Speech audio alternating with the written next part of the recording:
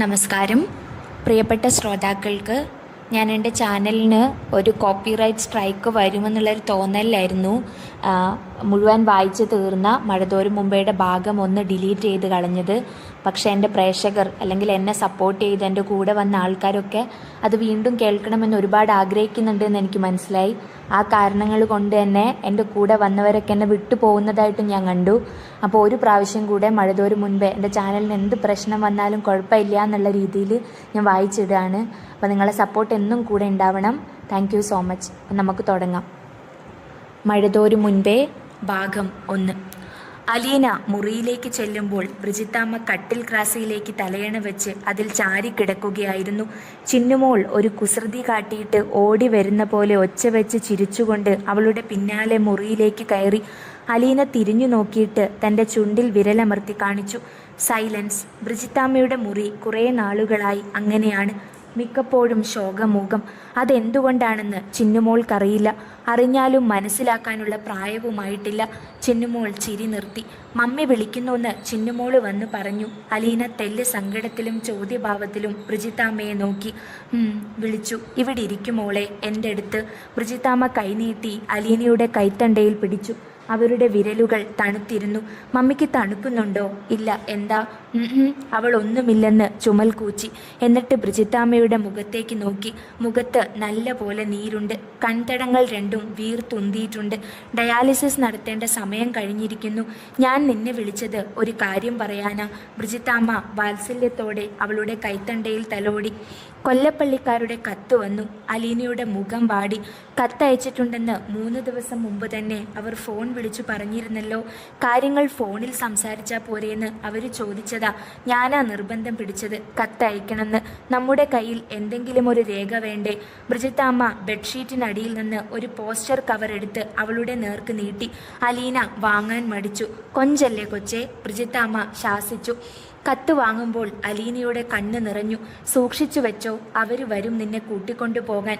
അപ്പോൾ നീ അവരുടെ കൂടെ പോകണം. നിനക്കവിടെ താമസിക്കാൻ സൗകര്യം കിട്ടും. 3000 രൂപയാ ശമ്പളം. 2000 എന്ന് പറഞ്ഞ് അവർ തർക്കിച്ചു. വയ്യാതെ കിടക്കുന്ന വല്യമ്മച്ചയെ മാത്രം നോക്കിയാൽ മതിയെന്നാ അവർ പറഞ്ഞത്. പക്ഷെ എനിക്കറിയരുതോ നിന്റെ സ്വഭാവം. ഒരു വീട്ടിലെ സകല ജോലിയിലും നീ ചെന്ന് കൈയിടും. അവസാനം ഒരു വീട് മുഴുവൻ നോക്കേണ്ട ചുമതല നീ ഏറ്റെടുക്കേണ്ടിയും വരും. അതുകൊണ്ടാ ഞാൻ അവരോട് 3000 വേണമെന്ന് തർക്കിച്ചത്. ഞാൻ പോവൂല. ഞാൻ ഇവിടുന്ന് എങ്ങോട്ടും പോവില്ല. എനിക്ക് മമ്മിയുടെ കൂടെ നിന്നാൽ മതി. അലീന വിതുമ്പി കരയാൻ തുടങ്ങി. ചുമ്മാ പൊട്ടിപ്പെണ്ണിനെ പോലെ സംസാരിക്കല്ലേ മോളെ. നിനക്ക് എല്ലാ കാര്യങ്ങളും അറിയാവുന്നതല്ലേ. ഞാൻ ഇനി എത്ര നാളുണ്ട്? അതിനു മുമ്പ് നിങ്ങളെ 3 പേരെയും കൂടി എവിടെങ്കിലും ഒന്നെത്തിക്കണം. വേണ്ട, മമ്മി പോയിട്ട് ഞങ്ങൾക്ക് ജീവിക്കണ്ട. ഞങ്ങളും മരിച്ചോളാം മമ്മിയുടെ കൂടെ. അലീന കണ്ണ് തുടയ്ക്കുകയും മൂക്ക് പിഴിയുകയും ചെയ്തു. സന്ദർഭം വളരെ ഗൗരവമുള്ളതാണെന്നും തനിക്കവിടെ സ്ഥാനമില്ലെന്നും കണ്ട് ചിന്നമ്മ മുറിയിൽ നിന്ന് ഇറങ്ങിപ്പോയി. ഒരു കാര്യം നിങ്ങളും മനസ്സിലാക്കണം മോളെ. നിങ്ങളെ 3 പേരെയും ഞാൻ ശരിയായ സ്ഥലത്തു തന്നെയാ എത്തിക്കാൻ ഏർപ്പാടാക്കിയിരിക്കുന്നത്. എൻ്റെ കൂടെ ജീവിച്ചതിനേക്കാൾ സുരക്ഷിതത്വവും നന്മയും നിങ്ങൾക്ക് കിട്ടും. ബ്രിജിത്താമ്മ കിതപ്പുകൊണ്ട് കുറച്ചിട നിർത്തി. ശ്വാസം വേണ്ടത്ര എടുത്തു. രേവതിക്കുട്ടിയെയും ചിന്നുമോളെയും ഞാൻ പറഞ്ഞേർപ്പെടുത്തിയിട്ടുള്ള വീടുകളിൽ എത്തിക്കേണ്ട ചുമതലയും നിന്റേതാണ്. ഞങ്ങളെ വേർപ്പെടുത്തല്ലേ മമ്മി. ഞങ്ങളെ ഒന്നിച്ച് നിർത്തിയാൽ മതി. ഏതെങ്കിലും ഒരു വീട്ടിൽ എല്ലാ ജോലിയും ഞങ്ങൾ ചെയ്തോളാം. ശമ്പളം ഒന്നും തരണ്ട. എന്നാലും ഞങ്ങളെ തമ്മിൽ പിരിക്കല്ലേ. അലീന തേങ്ങലോടെ കൊഞ്ചി. അങ്ങനെയൊന്നും ഒരിടത്തും കിട്ടില്ല മോളെ. പ്രത്യേകിച്ചും ചിന്നുമോളെ വീട്ടിൽ നിർത്താൻ ഒരു വീട്ടുകാരും സമ്മതിക്കില്ല. കാരണം അവൾക്കൊന്നും മനസ്സിലാക്കാനുള്ള ത്രാണിയായിട്ടില്ല. ഇവിടെ അവൾ നമ്മുടെയെല്ലാം ഓമന കുഞ്ഞായിരുന്നു. അവൾക്ക് എവിടെയും കയറി ചെല്ലാം, എന്തും പറയാം, ചിരിക്കാം, ആരോടും കൊഞ്ചാം. പക്ഷേ മറ്റൊരു വീട്ടിൽ ചെല്ലുമ്പോഴോ ചിന്നുമോളെ പിരിയുന്നതിനെപ്പറ്റി എനിക്ക് ഓർക്കാൻ പോലും വയ്യ. അലീന വിതുമ്പി. നിങ്ങൾ ഓരോരുത്തരും എന്തെങ്കിലും തമ്മിൽ പിരിഞ്ഞിരിക്കേണ്ടവരാ. വിധി വൈപരീതം കൊണ്ട് അത് കുറച്ച് നേരത്തെ ആയിന്ന് മാത്രം. ബ്രിജിത്താമ്മ നെടുവീർപ്പിട്ടു. അലീനയുടെ മിഴികളിൽ നിന്ന് ഇടയ്ക്കിടെ ഓരോ നീർക്കണങ്ങൾ അടർന്നു വീണുകൊണ്ടിരുന്നു. കരയരുത് മോളെ. എനിക്ക് നിങ്ങളുടെ കണ്ണീര് കാണാൻ വയ്യ. സന്തോഷമായിട്ട് വേണ്ടേ എന്നെ യാത്രയയക്കാൻ അലീന ബ്രിജിത്താമ്മയുടെ സാരിത്തുമ്പുകൊണ്ട് കണ്ണുകളൊപ്പി. മോളെ, രേവതിക്കുട്ടിയും ചിന്നുമോളെയും നീ ഓരോന്ന് പറഞ്ഞ് കരയിക്കരുത്. നീ വേണം അവരെ സമാധാനിപ്പിക്കാൻ. നീയാണ് മൂത്തവൾ, അതെപ്പോഴും ഓർമ്മ വേണം. അലീന തലയാട്ടി. ആ കത്ത് സൂക്ഷിച്ചു വെച്ചോ, ബ്രിജിത്താമ്മ പറഞ്ഞു. അലീന കട്ടിലിൽ നിന്ന് എഴുന്നേറ്റു. എന്നെ ഒന്ന് താങ്ങിക്കിടത്തു മോളെ. അലീന അവരുടെ കഴുത്തിന് പിന്നിലൂടെ കൈയിട്ട് ഉടലൽപ്പം ഉയർത്തിയ ശേഷം താഴേക്കു നിരക്കി ശരിക്കു കിടത്തി. തലയണ വെച്ചുകൊടുത്തു. ടവൽ നനച്ചു കൊണ്ടുവന്ന് അവരുടെ മുഖത്തെയും കഴുത്തിലെയും വിയർപ്പ് തുടച്ചു. മതി, ഞാനൊന്ന് പ്രാർത്ഥിക്കട്ടെ, മോള് പൊയ്ക്കോ. അലീന മെല്ലെ മുറി വിട്ടിറങ്ങി അതിൽ ചാരി.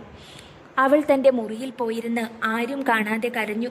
ഓർമ്മ വെച്ചപ്പോൾ മുതൽ അനാഥയാണവൾ. പക്ഷേ ബ്രിജിത്ത മമ്മി ഉള്ളപ്പോൾ അവൾക്കൊരിക്കലും ആ അനാഥത്വം മനസ്സിൽ തട്ടിയിരുന്നില്ല. തൻ്റെ അനാഥ മന്ദിരത്തിലെ കുട്ടികൾ അവർക്കു താൻ പ്രസവിച്ച മക്കളെ പോലെ തന്നെയായിരുന്നു. 24 വർഷം മുൻപ് വഴിയോരത്ത് നിന്ന് കണ്ടെടുത്ത ഒരു കൈക്കുഞ്ഞിനെയും കൊണ്ടാണ് ബ്രിജിത്താമ്മ സ്നേഹനികേതനത്തിന് തുടക്കമിട്ടത്. പിന്നീട് അനേകം കുഞ്ഞുങ്ങൾ സ്നേഹനികേതനത്തിൽ വന്നു. അമ്മയോ അച്ഛനോ ഉപേക്ഷിച്ച കുഞ്ഞുങ്ങൾ, യുവതികൾക്ക് സംഭവിച്ച കൈത്തെറ്റുകൾ, മാതാപിതാക്കൾ മരിച്ച് അനാഥരായവർ, തെരുവിലെ എച്ചിൽ കൂനകൾക്കരികിൽ നിന്ന് കണ്ടെടുത്തവർ. സ്നേഹനികേതനത്തിൽ 42 അന്തേവാസികൾ വരെ ഒരു ഘട്ടത്തിലുണ്ടായിരുന്നു. അംഗസംഖ്യ ചില വർഷങ്ങളിൽ ഏറിയും കുറഞ്ഞുമിരുന്നു. പല കുട്ടികളെയും വിദ്യാഭ്യാസം ചെയ്യിച്ച് മിടുക്കരാക്കി വിടാൻ ബ്രിജിത്താമ്മയ്ക്ക് കഴിഞ്ഞിട്ടുണ്ട്. ചില പെൺകുട്ടികൾ വിവാഹം നടത്തിക്കൊടുത്തയച്ചു. കുറേ കാലം സ്നേഹനികേതനത്തിൽ നിന്ന ശേഷം ജോലി തേടിപ്പോയവരും ജോലി കിട്ടിപ്പോയവരുമുണ്ട്. സ്നേഹനികേതനത്തിൽ നിന്ന് പല ഘട്ടങ്ങളിലായി ചാടിപ്പോയ കുട്ടികളും കുറവല്ല. കുട്ടികളില്ലാത്ത മാതാപിതാക്കൾ സ്നേഹനികേതനത്തിൽ നിന്ന് കുട്ടികളെ ദത്തെടുത്തു കൊണ്ടുപോയിട്ടുണ്ട്. ബ്രിജിത്താമ്മ സ്നേഹനിലയം എന്ന പേരിൽ അനാഥ കുട്ടികളുടെ സംരക്ഷണത്തിനായി ഒരു സ്ഥാപനം തുടങ്ങിയപ്പോൾ സ്ഥിതി ഒട്ടും ആശാവഹമായിരുന്നില്ല. സഹകരിക്കാനോ സഹായിക്കാനോ ആരും മുമ്പോട്ട് വന്നില്ല. ബന്ധുജനങ്ങളുടെ പോലും കടുത്ത എതിർപ്പിനെ നേരിടേണ്ടി വന്നു. അന്യരാജ്യത്ത് പോയി കിടന്ന് 10-15 കൊല്ലം കൊണ്ട് കഷ്ടപ്പെട്ടുണ്ടാക്കിയ കാശു കളയാൻ അവൾ വേറൊരു മാർഗവും കണ്ടില്ല എന്നായിരുന്നു ബന്ധുക്കളുടെ പരാതി. ബന്ധുക്കളെന്ന് പറയാൻ ബ്രിജിത്താമ്മയ്ക്ക് മൂത്ത സഹോദരനും അപ്പനും മാത്രമേ ഉണ്ടായിരുന്നുള്ളൂ. കുവൈത്തിൽ ജോലിയായിരുന്ന കാലത്ത് നഷ്ടപ്പെട്ടതാണ് ബ്രിജിത്താമ്മയ്ക്ക് ഭർത്താവിനെയും 2 മക്കളെയും. ബ്രിജിത്താമ്മ നേഴ്സായിരുന്നു. ഭർത്താവ് ഐസക് എക്സ്റേ ടെക്നീഷ്യനും. 2 മക്കൾ 11ഉം 9ഉം വയസ്സ് പ്രായം. അവർ കുവൈത്തിൽ തന്നെ ഇന്ത്യൻ സ്കൂളിൽ വിദ്യാർത്ഥികളായിരുന്നു. സന്തുഷ്ടമായ കുടുംബം, തരക്കേടില്ലാത്ത വരുമാനവും സമ്പാദ്യവും. ഒറ്റ ദിനം കൊണ്ട് എല്ലാം തകർന്നു. ഒഴിവ് ദിവസം കുവൈറ്റിൽ നിന്ന് ഉല്ലാസ നൗകയിൽ ദ്വീപിലേക്ക് പോയതായിരുന്നു ഐസക്കും കുട്ടികളും. ബ്രിജിത്താമ്മ കൂടി പോകാനിരുന്നതാണ്. പേരുകൊടുത്ത് പണവും അടച്ച് ബുക്ക് ചെയ്തിരുന്നു. പക്ഷേ യാത്ര പോകുന്നതിൻ്റെ തലേദിവസം തുടങ്ങിയ ശ്വാസതടസ്സവും ചെറിയ പനിയും ബ്രിജിത്താമ്മയുടെ യാത്ര മുടക്കി. ഭർത്താവിനെയും മക്കളെയും അവർ സന്തോഷത്തോടെ യാത്രയയച്ചു. പിന്നീട് അപകട വാർത്തയാണ് ബ്രിജിത്താമ്മയ്ക്കു കേൾക്കാൻ കഴിഞ്ഞത്. ബോട്ട് മുങ്ങി മരിച്ച 14 പേരിൽ ഐസക്കും മക്കളും ഉൾപ്പെട്ടിരുന്നു. എല്ലാം ഉണ്ടായിരുന്നിട്ട് ഒരു നാൾ ഒന്നുമില്ലാതായതിൻ്റെ ഷോക്കിൽ നിന്ന് കരകയറാൻ അത്ര പെട്ടെന്നൊന്നും ബ്രിജിത്താമ്മയ്ക്ക് കഴിഞ്ഞില്ല. കുവൈത്തിൽ ജോലി തുടരുന്നതിനെപ്പറ്റി ഓർക്കാൻ പോലും വയ്യായിരുന്നു. ജോലി ഉപേക്ഷിച്ച് ബ്രിജിത്താമ്മ നാട്ടിൽ തിരിച്ചെത്തി. അവിടെ നേരത്തെ പണിയിച്ചിരുന്ന വീട്ടിൽ തനിച്ച് താമസം തുടങ്ങി.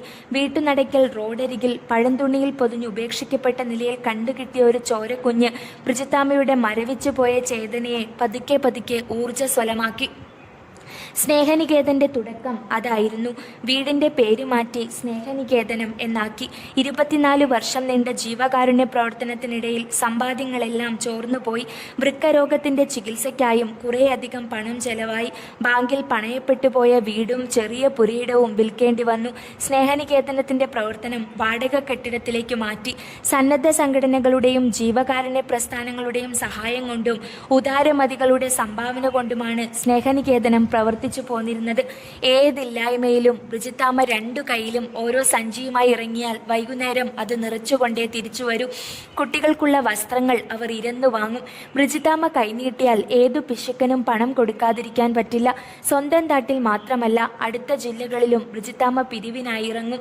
ഒരു ബസ്സിൽ കയറി ഒരു സ്ഥലത്തിറങ്ങിയാൽ അവിടെ നിന്ന് തുടങ്ങുകയായി.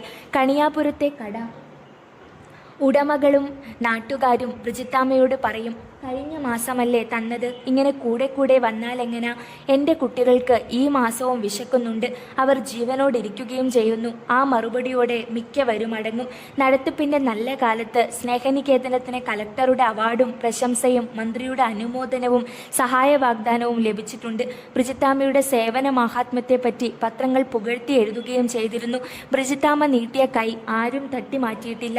ആർക്കും പ്രതിരോധിക്കാൻ പറ്റാത്തതായിരുന്നു അവരുടെ അചഞ്ചലമായ ആത്മവിശ്വാസവും ആത്മാർത്ഥതയും അർപ്പണബോധവും. ബ്രിജിത്താമ്മ വൃക്കരോഗിയായതോടെ സ്നേഹനികേതനത്തിൻ്റെ ദൈനംദിന കാര്യങ്ങൾ പരുങ്ങലിലായി. ആഹാരം, വസ്ത്രം, മരുന്ന് ഇത്രയും അത്യന്താപേക്ഷിതമാണ്. സ്നേഹനികേതനത്തിലെ അംഗങ്ങൾ പല സംഘങ്ങളായി നാടുനീളെ നടന്ന് സംഭാവനകൾ പിരിച്ചു. അതിനിടയിൽ ബ്രിജിത്താമ്മ അറിയാതെ ചില തട്ടിപ്പുകളും നടന്നു. വൃക്കരോഗത്തിന് ചികിത്സ തേടിയതാണ് താൻ ജീവിതത്തിൽ കാണിച്ച ഏറ്റവും വലിയ അബദ്ധമെന്ന് ബ്രിജിത്താമ്മ വിലപിക്കാറുണ്ട്. പണം ചോർന്നു പോയതിന് കണക്കില്ലായിരുന്നു. വീടും പുരയിടവും അങ്ങനെയാണ് അന്യാധീനപ്പെട്ടത്. 2 മാസത്തിലൊരിക്കൽ നടത്തിയിരുന്ന ഡയാലിസിസ് മാസത്തിലൊരിക്കലായി, 2 ആഴ്ചയിലൊരിക്കലായി, ആഴ്ചയിലൊരിക്കലായി, ആഴ്ചയിൽ 2 തവണയായി. അങ്ങനെ ആ വൃത്തിപരിധി ചുരുങ്ങി. 4000-ഓളം രൂപയാകും ഒരു തവണ ഡയാലിസിസിന്. സ്നേഹനികേതനം നടത്തിക്കൊണ്ടു പോകാൻ താൻ അവശേഷിക്കില്ലെന്ന് ബ്രിജിത്താമ്മയ്ക്ക് പൂർണ്ണ ബോധ്യമായി. ആ സമയത്ത് 14 അന്തേവാസികളാണ് സ്നേഹനിലയത്തിൽ ഉണ്ടായിരുന്നത്. അതിൽ 11 പേരെയും ബ്രിജിത്താമ്മ മറ്റ് അനാഥാലയങ്ങളിലും ജീവകാരുണ്യ സംഘടനകളിലും എത്തിച്ചു കഴിഞ്ഞിരിക്കുന്നു. ഇനി 3 പേരാണ് അവശേഷിക്കുന്നത്: അലീനയും രേവതിക്കുട്ടിയും ചിന്നുമോളും. അലീനയ്ക്കും രേവതിക്കുട്ടിക്കും ചിന്നുമോൾക്കും ബ്രിജിത്താമ്മ തന്നെ അഭയസ്ഥാനങ്ങൾ ഏർപ്പാടാക്കിയെങ്കിലും മമ്മിയെ വിട്ടുപോകാൻ അവർ 3 പേരും തയ്യാറല്ല. ഓർമ്മ വെച്ച നാൾ മുതൽ ബ്രിജിത്താമ്മയോടെയാണ് അവരുടെ മമ്മി. അമ്മയെ പിരിയേണ്ടി വരുന്ന മക്കളുടെ വേദന തന്നെയുണ്ട് അവർക്ക്. ബ്രിജിത്താമ്മയ്ക്കും അങ്ങനെ തന്നെ. അവരെ സ്വന്തം കുട്ടികളായിട്ടേ ബ്രിജിത്താമ്മ ഇന്നേ വരെ കരുതിയിട്ടുള്ളൂ. അവരുടെ ജീവിതം ഒരു കരപറ്റിക്കാണാൻ ബ്രിജിത്താമ്മ അങ്ങേയറ്റം ആശിച്ചിരുന്നു. പക്ഷേ അതിനു മുൻപേ മടങ്ങിക്കൊള്ളാൻ ദൈവം ബ്രിജിത്താമ്മയോട് കൽപ്പിച്ചിരിക്കുന്നു. പോവുകയേ നിവർത്തിയുള്ളൂ. പക്ഷേ പോകും മുമ്പേ തനിക്ക് പോകാവുന്നിടത്തോളം ബ്രിജിത്താമ്മ ചെയ്തു വച്ചിട്ടുണ്ട്. അലീനയ്ക്ക് ആയായിട്ട് നിൽക്കാൻ പറ്റിയൊരു വീട്, വീണു തോളലിലടിഞ്ഞൊരു വല്യമ്മച്ചി, അവിടെ അവളുടെ സേവനം കാത്തിരിക്കുന്നു. രേവതിക്കുട്ടിക്ക് മക്കളും മരുമക്കളുമെല്ലാം വിദേശത്തായി പോയ വൃദ്ധ ദമ്പതികളെ പരിചരിക്കാനുള്ള ചുമതല. ചിന്നുമോളെ പാർപ്പിക്കാൻ കുട്ടികളുടെ ഒരു ഓർഫനേജിലും ഏർപ്പാടാക്കിയിരിക്കുന്നു. പക്ഷേ 3 പേരും 3 ദിക്കിലേക്കാണ് ചിതറിപ്പോകേണ്ടി വരിക. കോട്ടയം പാലായ്ക്കടുത്ത് കൊല്ലപ്പള്ളിയിലാണ് അലീനയ്ക്ക് ആയി നിൽക്കേണ്ട വീട്. രേവതിക്കുട്ടി ജോലി നോക്കേണ്ട വീടാകട്ടെ എറണാകുളത്ത് പാലാരിവട്ടം എന്ന സ്ഥലത്താണ്. ചിന്നുമോളെ പാർപ്പിക്കുന്നത് കൊല്ലത്തിനടുത്ത് കിളിക്കൊല്ലൂർ എന്ന സ്ഥലത്ത് പ്രവർത്തിക്കുന്ന ഒരു ഓർഫനേജിലും.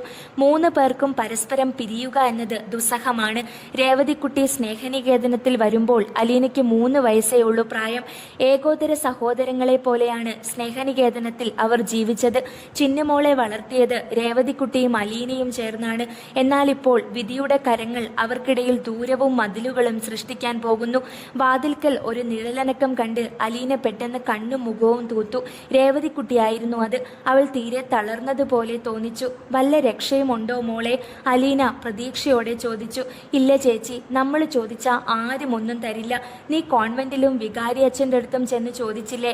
അവരെത്രയെന്ന് വെച്ചാൽ തരുന്നേ? മടുത്തു കാണും നമ്മളെ കൊണ്ട്. സാരമില്ല, നാളെ നമുക്കൊന്നിച്ച് ഒരു ശ്രമം കൂടെ നടത്തി നോക്കാം. ഒരു തവണ കൂടി ബ്രിജിത്താമ്മയ്ക്ക് ഡയാലിസിസ് നടത്താനുള്ള പണത്തിന് വേണ്ടി കഴിഞ്ഞ 2 ദിവസമായി അലയുകയാണവർ. 2-4 ദിവസം കൂടി മമ്മിയുടെ ആയുസ് നീട്ടിയെടുക്കാനുള്ള പ്രാർത്ഥനയും പ്രയത്നവുമാണത്. മനസ്സുള്ളവർ കനിഞ്ഞാലേ നിവർത്തിയുള്ളൂ. മമ്മിക്കിപ്പോൾ എങ്ങനെയുണ്ട് ചേച്ചി? രേവതിക്കുട്ടി അലീനയെ നോക്കി. ഇന്നു കൂടുതലാ, മുഖത്തെല്ലാം നീര്, കൺപോള പോലും നീര് കെട്ടി വീർത്തു. ലോകത്തെന്തുമാത്രം ആളുകളുടെ കയ്യിൽ പണം വെറുതെ ഇരിപ്പുണ്ട്. എങ്ങനെ ചെലവാക്കണമെന്ന് പോലും അവർക്കറിയില്ല. വെറും കൈയോടെയല്ലേ ചേച്ചി എല്ലാവരും പോകുന്നത്? എന്നാലും അതിന്ന് കുറച്ച് പാവങ്ങൾക്ക് കൊടുക്കില്ല. രേവതിക്കുട്ടിക്ക് ലോകത്തോടാകെ അമർഷം തോന്നി. ബ്രിജിത്താമ്മ കിടപ്പിലായി കഴിഞ്ഞ ശേഷം അലീനയും രേവതിയും കൂടെയാണ് പിരിവിനിറങ്ങുക. കലക്ടറുടെ സർട്ടിഫിക്കറ്റ് ഉണ്ട്, അവാർഡ് ദാന ചടങ്ങിൻ്റെ ഫോട്ടോയുണ്ട്, പത്രങ്ങളിൽ സ്നേഹനികേതനത്തെക്കുറിച്ച് വന്ന പ്രശംസകളുടെ ഫോട്ടോ കോപ്പികളുണ്ട്. എന്നാലും ആളുകൾക്ക് സംശയമാണ്. തട്ടിപ്പുകാരാണോ, വ്യാജരേഖകളാണോ ഇവർ കൊണ്ടു നടക്കുന്നത്? ചിലപ്പോൾ ചിന്നുമോളെയും അവർ കൂടെ കൊണ്ടുപോകും. പോകും. ഇങ്ങനെ വീടാന്തരം കയറിയിറങ്ങി നടക്കുന്നത് അവൾക്ക് വലിയ ഇഷ്ടമാണ്. രേവതിയോ അലീനയോ തനിയെ ദൂരെയെങ്ങും പിരിവിനു പോകാറില്ല.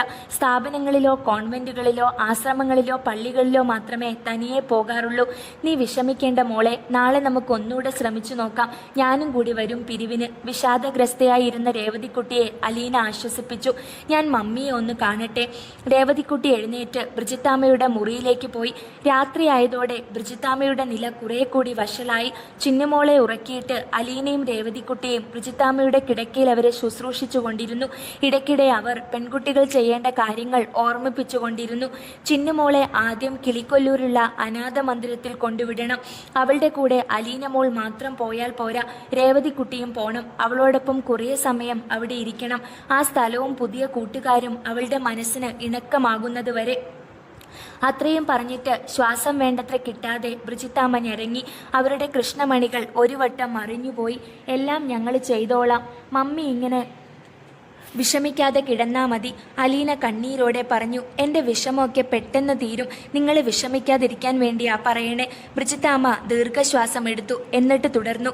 രേവതിക്കുട്ടിയെ അലീന മോള് തന്നെ പാലാരിവട്ടത്തെത്തിക്കണം. അവളോടൊപ്പം ഒരു ദിവസം താമസിക്കണം. അവൾക്ക് അവിടം പരിചയമായിട്ടേ മോള് തിരിച്ചു വരാവൂ. രേവതിക്കുട്ടിക്ക് സങ്കടം അടക്കാൻ കഴിയുന്നില്ല. അവൾ വിങ്ങിക്കരഞ്ഞുകൊണ്ട് എഴുന്നേറ്റ് പോയി. മമ്മി ഇങ്ങനെയൊക്കെ പറഞ്ഞിട്ടാ അലീന കണ്ണു തുടച്ചു. സാരമില്ല, നിങ്ങളെ 3 പേരെയും ഞാൻ നല്ല സ്ഥലങ്ങളിൽ തന്നെയാണ് ഏൽപ്പിക്കുന്നേ. ഇതിങ്ങനെ തന്നെ വേണമെന്ന് എനിക്ക് നിർബന്ധമുണ്ടായിരുന്നു. കുറേ സമയം എടുത്തെങ്കിലും എന്നെക്കൊണ്ട് അത്രയും സാധിച്ചു. അലീന എഴുന്നേറ്റു പോയി ടവലെടുത്ത് നനച്ച് അവരുടെ മുഖവും കഴുത്തും തുടച്ചു കൊടുത്തു. എവിടെ ചെന്നാലും നല്ലതേ പറയിക്കാവൂ കേട്ടോ. ബ്രിജിത്താമ്മയുടെ കുഞ്ഞുങ്ങൾ ചീത്തയാണെന്ന് ആരെ കൊണ്ടും പറയിക്കരുത്. ഞാൻ പോയാലും എൻ്റെ മനസ്സ് നിങ്ങളുടെ കൂടെ ഉണ്ടാവും. ഞാൻ നോക്കിക്കൊണ്ടിരിക്കും. എൻ്റെ മക്കൾ എന്തൊക്കെയാ ചെയ്യണമെന്നും പറയണമെന്നും. മതി മതി മമ്മി, അലീന വിതുമ്പിക്കൊണ്ട് കെഞ്ചി. ഇവിടുന്ന് പോയവരെയൊക്കെ സൗകര്യം കിട്ടിയാൽ ചെന്ന് കാണണം കേട്ടോ. സഹായിക്കേണ്ടവരെ കഴിയുമെങ്കിൽ സഹായിക്കണം, ആശ്വസിപ്പിക്കണം. മമ്മി, ദൈവത്തെ ഓർത്ത് ഒരു കാര്യം കൂടെ നിന്നോട് എനിക്ക് പറയാനുണ്ട്. ബ്രിജിത്താമ്മ അവളുടെ കൈവിരലുകളിൽ പരതി പിടിച്ചു. നിന്നോടത് പറയാതെ പോകുന്നത് മഹാപാപമാണെന്ന് തോന്നിയത് കൊണ്ടാ. ഞാൻ പോയി കഴിഞ്ഞാൽ പിന്നെ ഒരിക്കലും നിനക്കത് അറിയാനും പറ്റില്ല. അലീന ബ്രിജിത്താമ്മയെ സൂക്ഷിച്ചു നോക്കി. നീ ഒരിക്കൽ എന്നോട് ചോദിച്ചു നിന്നെ പ്രസവിച്ചത് ആരാണെന്ന്. അറിയാമോ എന്ന്. അറിയാമെന്ന് ഞാനും പറഞ്ഞു. ആ ദിവസം അലീനയ്ക്ക് ഓർമ്മയുണ്ട്. ഈ ഓർഫനേജിൽ എത്തുന്നത് വരെ പല കുഞ്ഞുങ്ങളും അനാഥരല്ല എന്നവൾക്കറിയാമായിരുന്നു. പാവങ്ങളുടെ ഇല്ലായ്മകളിൽ നിന്ന് മാത്രമല്ല അനാഥ കുഞ്ഞുങ്ങൾ എത്തുന്നത്. ഇടത്തരക്കാരുടെ ദുരഭിമാനങ്ങളിൽ നിന്ന്, സമ്പന്നരുടെ അഹങ്കാരത്തിൽ നിന്നും അപമാനത്തിൽ നിന്നും. ഒരു കുഞ്ഞിൻ്റെയും കൂടെ അമ്മയുണ്ടായിരുന്നില്ല. ബന്ധുജനങ്ങളിൽ ആരെങ്കിലും ചിലപ്പോൾ 2 പേർ. പേരില്ല, അഡ്രസ്സില്ല. ബ്രിജിത്താമ്മ ചോദിക്കാറുമില്ല. താൻ നിഷേധിച്ചാൽ ഈ കുഞ്ഞുങ്ങളെ കായലിലോ റെയിൽപാളത്തിലോ എറിഞ്ഞു കളഞ്ഞെങ്കിലോ എന്നാണ് അവരുടെ പേടി. ഒരു സംഭാവന കിട്ടിയെന്നിരിക്കും. അതിൻ്റെ ഫലം എല്ലാ അനാഥ കുഞ്ഞുങ്ങളും ഒരുപോലെയാണ് പങ്കിടുക. അമ്മമാർക്ക് എന്ത് സംഭവിക്കുന്നു? അലീന പലപ്പോഴും ആലോചിച്ചിട്ടുണ്ട്. സ്നേഹനികേതനത്തിൽ വന്നു ചേർന്നിട്ടുള്ള അനാഥ കുഞ്ഞുങ്ങളുടെ അനാഥത്വത്തിന് പിന്നിലുള്ള കഥകൾ ചിലപ്പോൾ അവളെ ഞെട്ടിപ്പിച്ചിട്ടുമുണ്ട്. പുരുഷന്റെ ചതി അല്ലെങ്കിൽ ക്രൂരത, പ്രസവിച്ച പെൺകുട്ടികളുടെ വീട്ടുകാർക്കുള്ള അഭിമാനക്ഷതം, ഒരു സ്നേഹബന്ധത്തിൽ ഉരുത്തിരിഞ്ഞ അബദ്ധം. അവിടെയെല്ലാം തീരുമാനങ്ങൾ എടുക്കുന്നത് പുരുഷന്മാരാണ്. അമ്മമാർ നിസ്സഹായരാണ്. തന്നെ പ്രസവിച്ച് ഉപേക്ഷിക്കേണ്ടി വന്ന സ്ത്രീ ആരെന്നറിയാൻ അലീന ആഗ്രഹിച്ചിരുന്നു. ഒന്നും ചോദിക്കാനല്ല, അവകാശപ്പെടാനല്ല. ജീവിതത്തിന്റെ ഒരു വഴിത്തിരിവിൽ വെച്ച് നിസ്സഹായിയായി തന്നെ കൈവിട്ട് കളയേണ്ടി വന്ന ആ അമ്മയുടെ ദുഃഖമൊന്ന് കാണാൻ. വെറുപ്പോ വിദ്വേഷമോ ഒന്നുമില്ല അമ്മയോട്. കാരണം ഒരമ്മയും മനസ്സോടെയല്ല സ്വന്തം കുഞ്ഞിനെ ഉപേക്ഷിക്കുന്നതെന്ന് അവൾക്കറിയാം. അതിനു പിന്നിൽ വലിയൊരു പ്രതിസന്ധിയുണ്ട്. പക്ഷേ അച്ഛനാരെന്ന് അവൾക്കറിയണ്ട, കാണുകയും വേണ്ട. കാരണം അച്ഛൻ മിക്കപ്പോഴും ചതിയനും സ്വാർത്ഥനുമാണ്. സമൂഹത്തിന്റെ അംഗീകാരമുള്ള കുട്ടിയെ മതി അവന്. അംഗീകാരമില്ലാത്ത കുട്ടിയെ അവൻ തൻ്റെ വീട്ടിൽ നിന്ന് മാത്രമല്ല മനസ്സിൽ നിന്ന് കൂടി പുറത്താക്കി കളയുന്നു. അമ്മമാർ അങ്ങനെയല്ല. വർഷങ്ങൾക്ക് ശേഷം സ്നേഹനികേതനത്തിൽ തൻ്റെ കുഞ്ഞിനെ തേടി വന്ന അമ്മമാരെ അലീന കണ്ടിട്ടുണ്ട്. 2 കുട്ടികളെ അവരുടെ അമ്മമാർ വീണ്ടെടുത്തു കൊണ്ടുപോയി. ഏതോ ഒരു പണക്കാരിയായ സ്ത്രീ കാറിലാണ് എത്തിയത്. അവർ കഷ്ടപ്പെട്ടാണ് സ്നേഹനികേതനത്തിൽ തൻ്റെ കുഞ്ഞുണ്ടെന്ന് അറിഞ്ഞത് തന്നെ. പക്ഷേ അവരുടെ കുട്ടി 1 വർഷം മുൻപ് രോഗം വന്ന് മരിച്ചു പോയിരുന്നു. അന്ന് ആ അമ്മയുടെ മുഖത്തുണ്ടായ സ്തോഭം അലീന ഒരിക്കലും മറക്കില്ല. സ്തംഭിച്ചു നിന്നുപോയി അവർ. പിന്നെ കുട്ടിയെ എവിടെയാണ് സംസ്കരിച്ചതെന്ന് ചോദിച്ചു. ആ സ്ഥലം കാട്ടിക്കൊടുക്കാൻ ബ്രിജിത്താമ്മയോടൊപ്പം അലീനയും പോയിരുന്നു. അങ്ങോട്ടുള്ള യാത്രക്കിടയിൽ ആ സ്ത്രീ തന്റെ കുട്ടിയെക്കുറിച്ച് ചോദിച്ചു. അവൻ മിടുക്കനായിരുന്നോ, കുസൃതിയായിരുന്നോ, അവൻ എപ്പോഴും കരയുമായിരുന്നോ എന്നെല്ലാം. 4 വർഷം അവൻ സ്നേഹനികേതനത്തിലുണ്ടായിരുന്നു. എപ്പോഴും എന്തോ ചിന്തിച്ചുകൊണ്ടിരിക്കുന്ന കുട്ടിയായിരുന്നു അവൻ.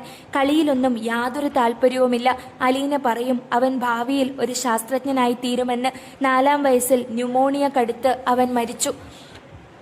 അലീനയാണ് അന്വേഷിച്ചു വന്ന അമ്മയ്ക്ക് അവനെ അടക്കിയ സ്ഥലം കാട്ടിക്കൊടുത്തത്. കുലീനയും സമ്പന്നയുമായൊരു യുവതി വെറും നിലത്ത് തൂർന്നു പോയി പുല്ലു പടർന്ന മൺകൂടിനരികെ കുറേ സമയമിരുന്നു.